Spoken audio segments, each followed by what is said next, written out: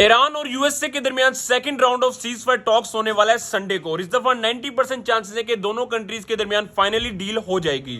मैं ऐसा क्यों बोल रहा हूं और इसका गोल्ड और सिल्वर की मार्केट पर क्या इंपैक्ट पड़ने वाला है, अगर आप जानना चाहते हैं तो इस वीडियो को एंड तक लाजमी देखना। प्रॉपर डाटा के साथ समझाऊंगा और मुझे फॉलो लाजमी कर लेना। तो आज के दिन में एक बहुत बड़ी अपडेट निकल कर आ रही है कि ईरान और यूएसए के दरमियान second round of cease fire talks होने वाला है संडे को, जहां पर दोनों कंट्री इस्लामाबाद के अंदर मिलेंगी। अब 90% चांसेस क्यों है सीज फायर के, तो भाई देखें, ईरान और यूएसए की सबसे बड़ी जो शराइत थी दोनों वो पूरी हो चुकी हैं। इसराइल और लेबनान के दरमियान कल के दिन में 10 दिन का सीज फायर हो चुका है, जो कि ईरान की एक बहुत बड़ी शर्त है, जिसकी वजह से ईरान ने सीज फायर को रिजेक्ट किया था।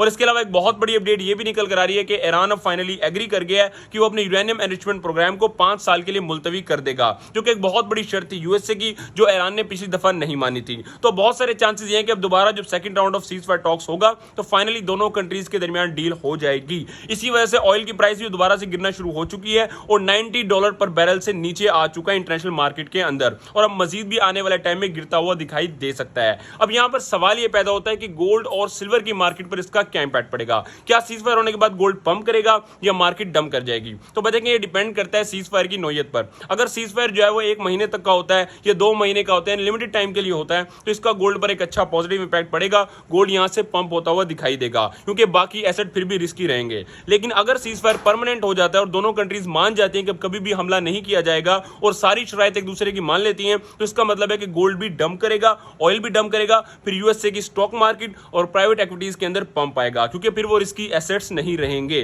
बाकी आप लोग कमेंट के अंदर बताएं कि आपका इस बारे में क्या ख्याल है, आप मेरी बात से सहमत हैं या फिर नहीं, और मुझे फॉलो कर लें इस तरह की डेली अपडेट्स के लिए।